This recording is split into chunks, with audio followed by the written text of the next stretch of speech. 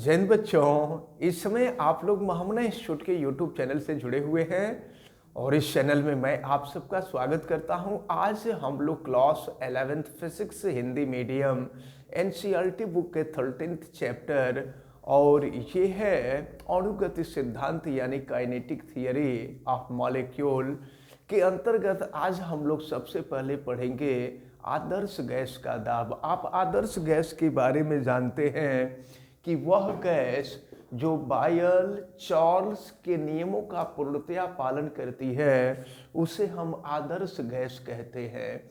और देखें, आदर्श गैस के दाब का जो डेरिवेशन है, ये डेरिवेशन आपके सिलेबस में नहीं है, हम लोगों को केवल इसके सूत्र के बारे में पढ़ना है। तो अगर हम कोई सिलेंडर हो और इस सिलेंडर में अगर कोई आदर्श गैस भरी हुई हो, इस सिलेंडर में आदर्श गैस भरी हुई है, आदर्श गैस का दाब P है, आयतन भी है और गैस के अणुओं की संख्या स्मॉल n है और एक अणु का द्रव्यमान अगर स्मॉल m है और गैस के अणुओं का वेग वर्ग माध्य अगर v बार है तो आदर्श गैस के दाब का सूत्र होता है P = 1/3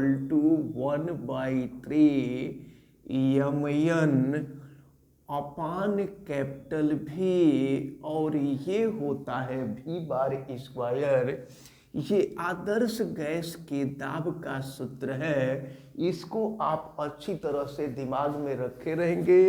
चूंकि इसका डेरिवेशन आपके सिलेबस में नहीं है इसलिए हमने आपको ये बताया नहीं। अब थोड़ा सा इसी में हम आगे बढ़ जाएं। देखिए, यम जो है एक अणु का द्रव्यमान है और n अणुओं की संख्या है। कहीं कहीं इसको कैपिटल N से भी रिप्रेजेंट कर देते हैं और कैपिटल N जो होता है वो अवोगाद्रो नंबर होता है।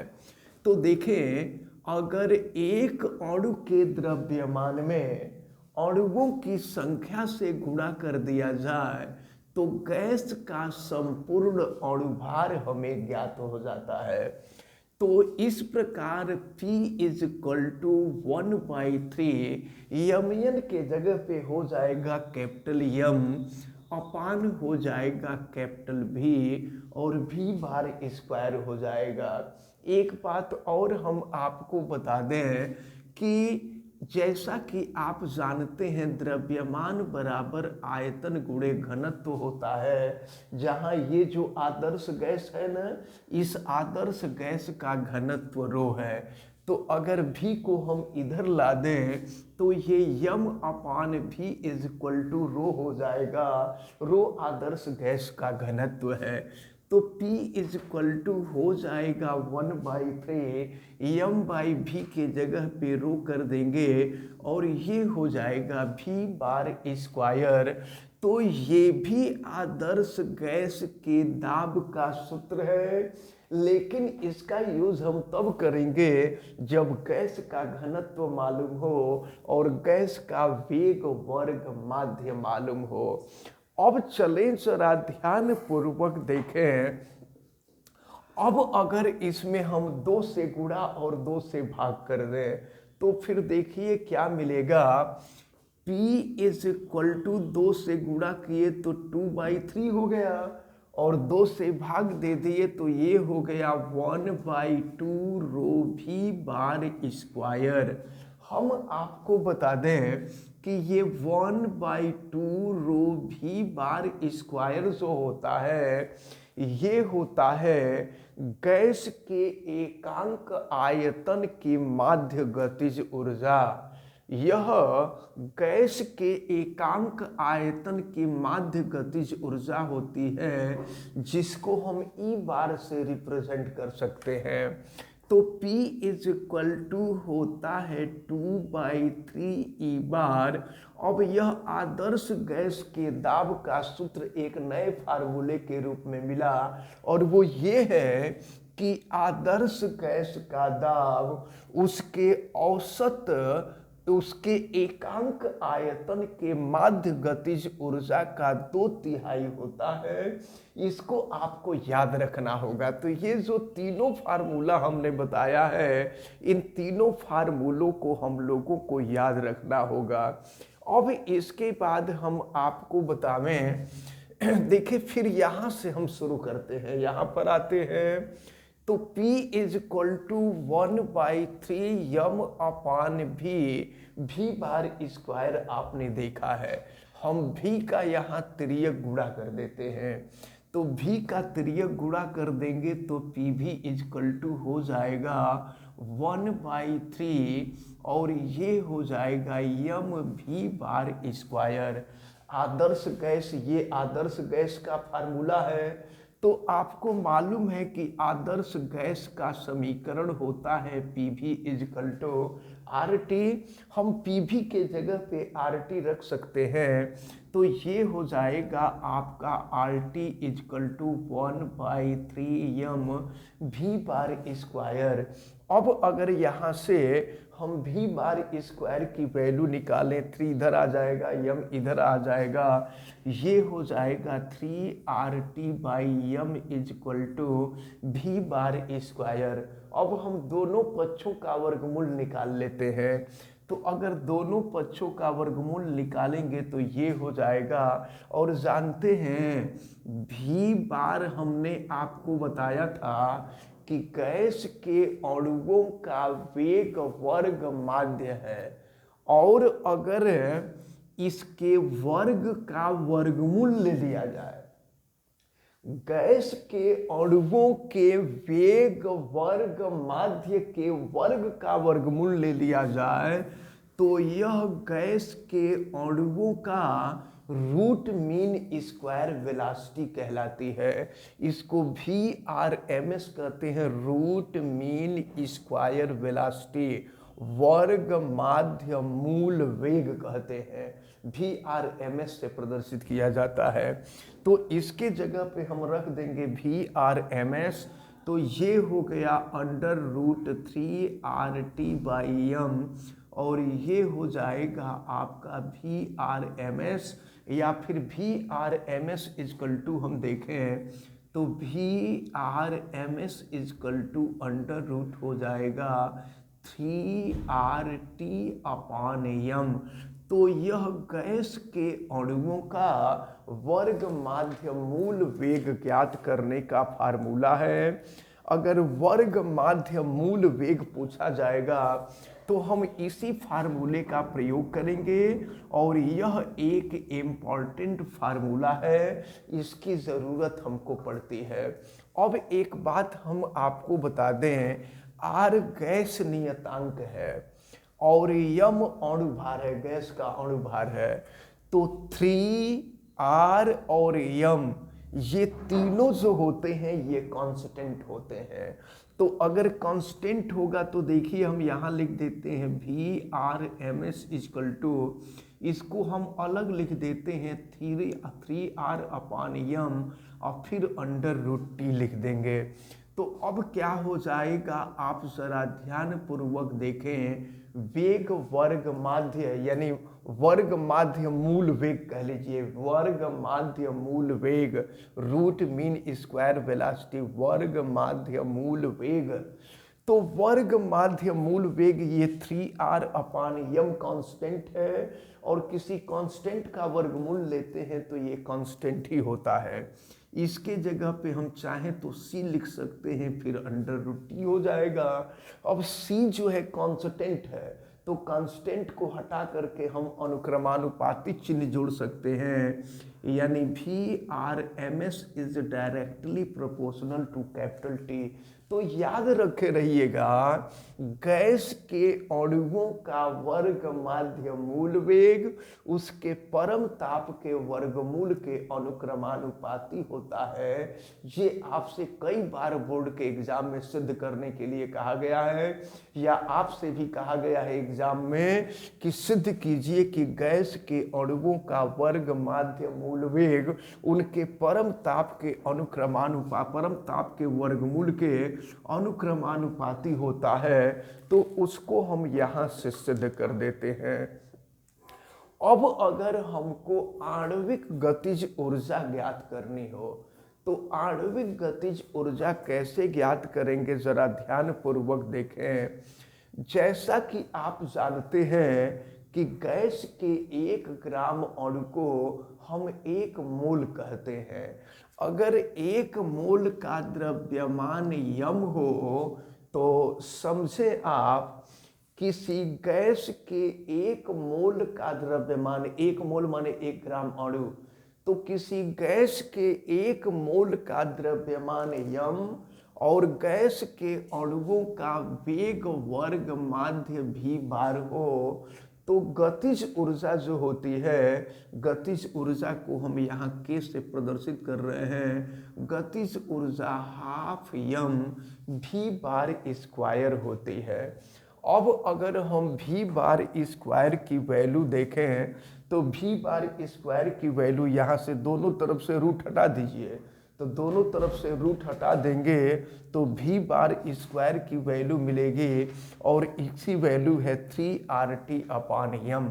तो देखिए K = हाफ यम और भी बार स्क्वायर की वैल्यू हम यहाँ रख रहे हैं, ये हो जाएगा आपका 3RT/m। फिर क्या मिलेगा आपको, यम से यम कैंसिल हो जाएगा, K जो है 1 ग्राम अणु की गतिज ऊर्जा है, यानी गैस के 1 मोल की गतिज ऊर्जा है। तो K ये हो जाएगा 3/2 और ये हो जाएगा RT। तो याद रखे रहिएगा कि अगर गैस के 1 मोल की गतिज ऊर्जा निकालनी हो, 1 मोल माने 1 ग्राम अणु, तो गैस के 1 मोल की जो गतिज ऊर्जा होती है वो होती है 3/2 RT। और जैसा कि आप जानते हैं कि गैस के 1 मोल में अणुओं की संख्या अवोगाद्रो संख्या के बराबर होती है, तो अगर हमें एक अणु की माध्य गतिज ऊर्जा निकालनी हो, एक अणु की माध्य गतिज ऊर्जा निकालनी हो, तो माध्य गतिज ऊर्जा ये हुआ करता है, जानते हैं क्या करते हैं, यह तो 1 मोल की गतिज ऊर्जा है, लेकिन अगर एक अणु का निकालना होगा तो 1 मोल में अणुओं की संख्या अवोगाद्रो संख्या के बराबर होती है। तो अब हम इसमें अवोगाद्रो संख्या से भाग दे देंगे, तो अवोगाद्रो संख्या से भाग दे देंगे तो 3/2 R/N और ये हो जाएगा T। जानते हैं R गैस नियतांक है और N अवोगाद्रो संख्या है, ये दोनों कांस्टेंट होते हैं। तो जब कांस्टेंट में कांस्टेंट से भाग देते हैं तो कांस्टेंट ही आता है, यानी यहाँ पर आता है कांस्टेंट K, और K को बल्कि K के जगह पर हम K भी लिखते हैं, इसको कहते हैं बोल्ट्जमैन कांस्टेंट। KB को बोल्ट्जमैन कांस्टेंट कहा जाता है। तो इस प्रकार आप ध्यान दीजिए, अगर आपको एक अणु की माध्य गतिज ऊर्जा आपको ज्ञात करनी हो, तो इस प्रकार ये जो है बोल्ट्जमैन नियतांक है, इसको केबी से प्रदर्शित करते हैं। तो एक अणु की माध्य गतिज ऊर्जा अगर हमें ज्ञात करनी होगी, तो माध्य गतिज ऊर्जा = 3/2 और ये हो जाएगा KB और फिर ये हो जाएगा T। इस प्रकार जरा यहाँ से भी देख लें कि ये 3/2 KB ये कांस्टेंट है। तो अगर 3/2 KB बोल्ट्जमैन नियतांक है, अगर ये कांस्टेंट है, तो कांस्टेंट होने से फायदा ये होगा, देखिए कांस्टेंट होने से फायदा ये होगा कि अब हम कांस्टेंट हटाएंगे और कांस्टेंट हटा करके अनुक्रमानुपाती चिन्ह जोड़ देंगे। तो यहाँ पर अनुक्रमानुपाती चिन्ह जुड़ जाएगा टी। इसका मतलब ये हुआ कि एक अणु की माध्य गतिज ऊर्जा is directly proportional to T. मतलब किसी भी गैस के एक अणु की माध्य गतिज ऊर्जा उसके परम ताप के अनुक्रमानुपाती होती है। ये हम लोगों ने देखा, इसको हम कहते हैं माध्य गतिज ऊर्जा और ताप में संबंध। एक टर्म आता है माध्य मुक्त पथ, जिसकी चर्चा हमने किया था, कल के वीडियो में हमने किया था। माध्य मुक्त पथ जिसको हम कहते हैं mean free path, mean free path, इसको लैम्डा से प्रदर्शित करते हैं। हमने कल आपको बताया था कि जब गैस के अणु लगातार टकराते रहते हैं ना, तो दो क्रमागत टक्करों के बीच में वो जो दूरी तय करते हैं, गैस के अणुओं के द्वारा दो क्रमागत टक्करों के बीच तय की जाने वाली जो दूरी होती है, वो गैस के अणुओं का माध्य मुक्त पथ कहलाती है। तो इस प्रकार जो है ये माध्य मुक्त पथ को लैम्डा से प्रदर्शित किया जाता है और इसका मात्रक मीटर होता है। तो इस प्रकार आपको, हमें उम्मीद है कि आज देखिए बहुत महत्वपूर्ण टर्म हमने आपको बताया है। आदर्श गैस के दाब का सूत्र बताया गया, फिर आपको आदर्श गैस के दाब के सूत्रों को कई रूपों में बताया गया, फिर गैस के अणुओं का वर्ग माध्य मूल वेग के लिए फार्मूला बताया गया, फिर ये भी आपको बताया गया कि वर्ग माध्य मूल वेग परम ताप के वर्गमूल के अनुक्रमानुपाती होता है, फिर एक अणु की माध्य गतिज ऊर्जा बताई गई। तो ये सारी चीज़ें जो हैं काफ़ी महत्वपूर्ण थी। अब हम लोगों को ऊर्जा समविभाजन का नियम पढ़ना है और इसके साथ साथ हम लोगों को एक परमाणु गैस, द्विपरमाणु गैस, बहुपरमाणु गैस के लिए सीपी और सीवी के बारे में हम लोगों को पढ़ना है। सीपी आपको मालूम है कि ये specific heat at constant pressure है और CV specific heat at constant volume है। जब इतना हम लोग पढ़ लेंगे तो ये चैप्टर आपका कंप्लीट हो जाएगा। फिलहाल हमें उम्मीद है कि आज जितना पढ़ाया गया है आप सबको समझ में आया होगा। आप वीडियो को लाइक ज़रूर कीजिएगा और अगर आप चैनल पे नए हैं तो चैनल को सब्सक्राइब भी कर लीजिए, बेल आइकन को प्रेस करें और अगर किसी प्रकार की कोई दिक्कत समझ में आती है तो आप हमें कमेंट करके ज़रूर बतावें और वीडियो को मैक्सिमम स्टूडेंट तक शेयर करें। आप सभी लोगों का बहुत बहुत धन्यवाद। जय हिंद।